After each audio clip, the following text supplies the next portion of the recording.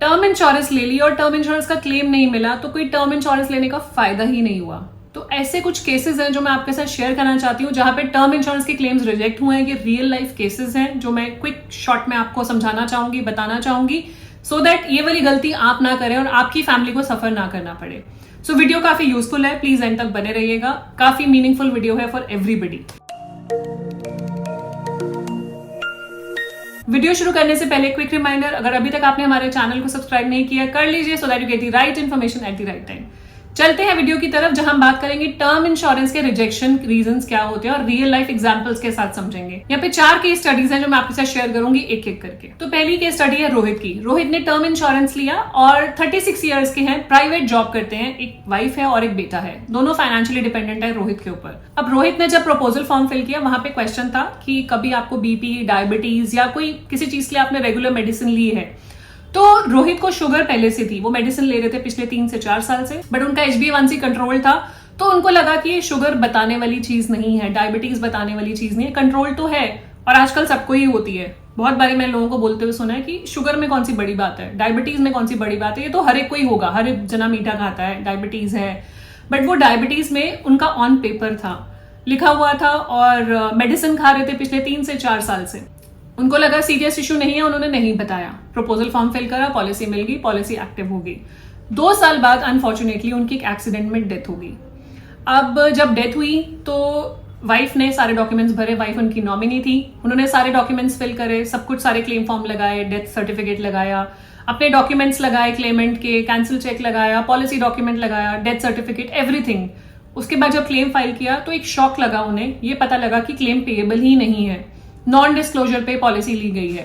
सो आपको मैं यहाँ पे बताना चाहूंगी कि डायबिटीज एक बहुत इंपॉर्टेंट मटेरियल इन्फॉर्मेशन है। फॉर दैट मैटर कोई भी चीज छोटी नहीं होती है, कोई भी बीमारी छोटी नहीं होती है। टर्म इंश्योरेंस में अगर आपने कोई भी चीज छुपाई तो हो सकता है फैमिली मेंबर्स को सफर करना पड़े। तो यहाँ पे उनकी वाइफ को इंश्योरेंस कंपनी ने क्लेम पे आउट नहीं दिया, ये बोलकर, क्योंकि इन्वेस्टिगेशन हुई, अर्ली क्लेम था, इन्वेस्टिगेशन हुई तो कुछ डॉक्यूमेंटेशन आई साथ में और डॉक्यूमेंटेशन में उनका डायबिटीज का प्रिस्क्रिप्शन मिल गया। सो अब अगर ये पॉलिसी लेते टाइम डायबिटीज बताते तो डिपेंड करता, उनके टेस्ट होते, इंश्योरेंस कंपनी हो सकता है प्रीमियम पे लोडिंग लगाती, एडिशनल प्रीमियम देकर पॉलिसी लेती।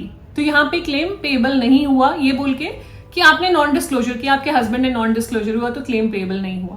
तो इन चीजों का बहुत ध्यान रखें, ये मेडिकल हिस्ट्री बहुत ही रेलिवेंट होती है।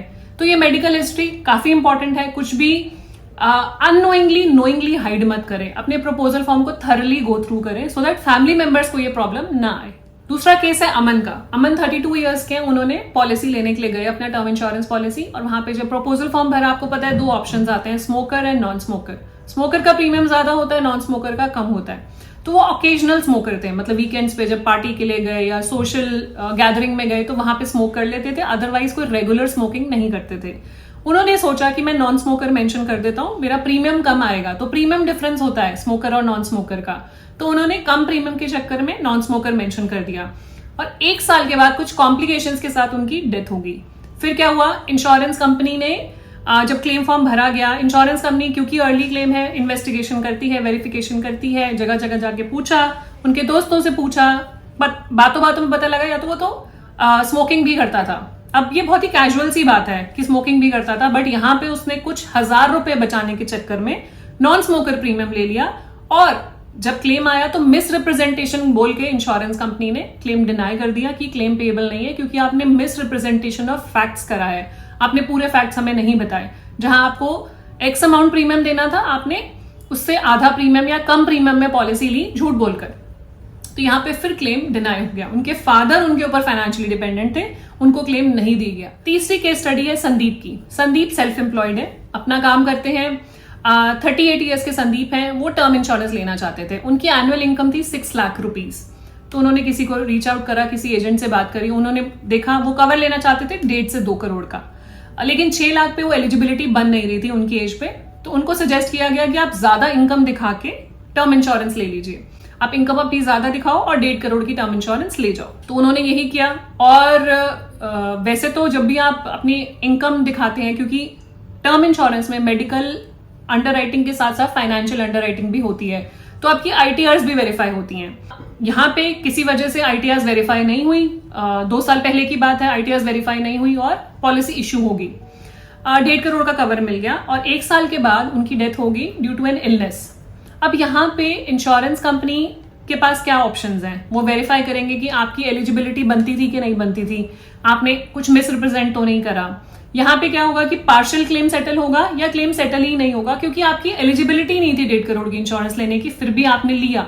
या कई बार लोग ऐसे करते हैं, इनकम मिसरिप्रेजेंटेशन के साथ साथ अपनी एग्जिस्टिंग इंश्योरेंस पॉलिसीज हाइड कर लेते हैं कि आज हमने टर्म इंश्योरेंस पॉलिसी ले ली जो पहले लाइफ इंश्योरेंस पॉलिसीज ली हुई है, मान लीजिए कोई LIC से ली है या कोई और एंडोमेंट प्लान लिया है या कोई और टर्म इंश्योरेंस चल रहा है, उसको नहीं बताया नया टर्म इंश्योरेंस लेते हुए, क्योंकि आपकी एलिजिबिलिटी क्लब हो जाती है। मान लीजिए पहले किसी की 50 लाख की इंश्योरेंस चल रही है और टोटल एलिजिबिलिटी उनकी 1 करोड़ की बनती है, तो पुरानी 50 लाख की नहीं बताई तो उससे क्या हुआ, नहीं तो 1 करोड़ की मिल गई, लेकिन ये नॉन डिस्क्लोजर हो गया कि एग्जिस्टिंग पॉलिसी नहीं बताई, इसलिए नहीं 1 करोड़, इसलिए न्यू वाली पॉलिसी 1 करोड़ की मिली जो कि 50 लाख की मिलनी चाहिए थी।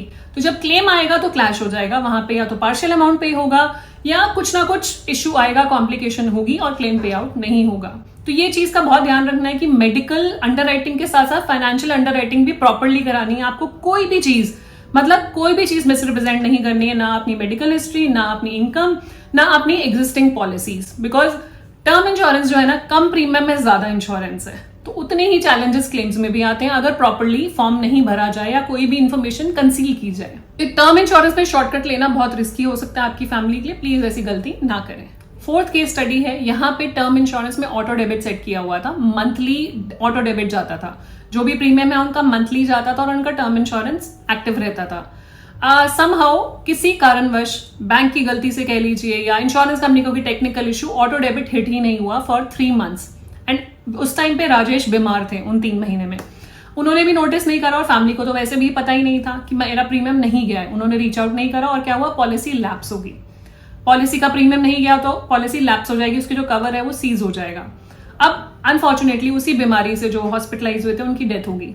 अब जब फैमिली क्लेम करने इंश्योरेंस कंपनी के पास गई तो पता लगा पॉलिसी तो लैप्स्ड है, पॉलिसी 2 करोड़ की है लेकिन पॉलिसी लैप्स्ड है, तो क्लेम पेएबल ही नहीं है। तो देखिए लीगली कुछ ना कुछ इसका रास्ता निकल आएगा, बट हैसल कितनी बड़ी है। मतलब आप ऑटो डेबिट लगाए और पेमेंट नहीं हिट हुई, कुछ भी एरर हो सकता है, कहीं पे भी एरर हो सकता है और पॉलिसी लैप्स होगी। तो टर्म इंश्योरेंस एक ऐसी चीज है जो मेरा मानना है उसको ईयरली मोड पे लिया जाए और कोशिश करें वो लैप्स ना हो, ईयरली या हाफ ईयरली। मंथली मोड पे कभी भी बाई चांस आपकी कोई EMI स्किप हो जाती है, आपका मंथली ऑटो डेबिट स्किप हो जाता है, चाहे वो बैंक की गलती है, आपके बैंक में बैलेंस नहीं है, इंश्योरेंस कंपनी ने ऑटो डेबिट नहीं लिया या कुछ भी रीजन हो सकता है, पॉलिसी पे इंपैक्ट आपकी पॉलिसी पे आएगा, नुकसान आपका होगा और आपकी फैमिली का होगा। तो ये गलती ना करें, मतलब कोशिश कीजिए ईयरली या हाफ ईयरली मोड ही रखें, मंथली मोड पे पॉलिसी मत लीजिए, क्योंकि एक भी ऑटो डेबिट मिस हुआ तो ऐसी सिचुएशन में कोई ना कोई लैंड कर सकता है। तो इस चीज का खास ध्यान रखना है। तो यहाँ पे भी मतलब इमोशनली फैमिली को बहुत ज्यादा प्रॉब्लम हुई, लीगल बैटल के थ्रू ये क्लेम सेटल हो जाएगा, बट अदरवाइज इमोशनली बहुत ही ट्रॉमेटिक है कि जिस रीजन, एक तो सडन डेथ हुई फैमिली में, साथ में टर्म इंश्योरेंस का पैसा था वो भी नहीं मिला और सर पे लोन भी खड़ा है जो पे करना है, तो तीनों तरफ से प्रॉब्लम आ गई। तो टर्म इंश्योरेंस का पर्पस सिंपल है, टर्म इंश्योरेंस लेने का पर्पस कोई नहीं चाहता कि इसका क्लेम किया जाए, बट पर्पस सिर्फ इतना है कि अपनी फैमिली को प्रोटेक्ट करना है, अपना पीस ऑफ माइंड खरीदना है और जब फैमिली को जरूरत पड़े तब ये पैसा टाइमली मिल जाए। ये 3 चीजें हैं, सिर्फ उन 3 चीजों को पूरी करने के लिए आपको कुछ चीजें ध्यान रखनी है। आपको कोई भी गलती ऐसी नहीं करनी है जिसकी वजह से आपकी फैमिली सफर करे। हमने बहुत सारी वीडियोस बनाई है, हमने टर्म इंश्योरेंस की अल्टीमेट गाइड बनाई है, हमने टर्म इंश्योरेंस की गलतियां आप क्या करते हैं वो नहीं करनी, उस पर भी डिटेल में वीडियो बनाई है, वो जाएं और रेफर करें, सो दैट कोई भी ऐसी सिचुएशन आपकी लाइफ में, आपकी फैमिली मेंबर्स की लाइफ में नहीं आए। बस यही मैं आपके साथ शेयर करना चाहती थी और अवेयरनेस देना चाहती थी कि कौन सी गलतियां लोग करते हैं जिनकी वजह से उनकी फैमिलीज का नुकसान होता है और उन्होंने जो प्लान किया होता है वो पूरा नहीं होता है। तो फॉलो करें सो दैट आप लोगों के साथ ऐसा कुछ भी ना हो।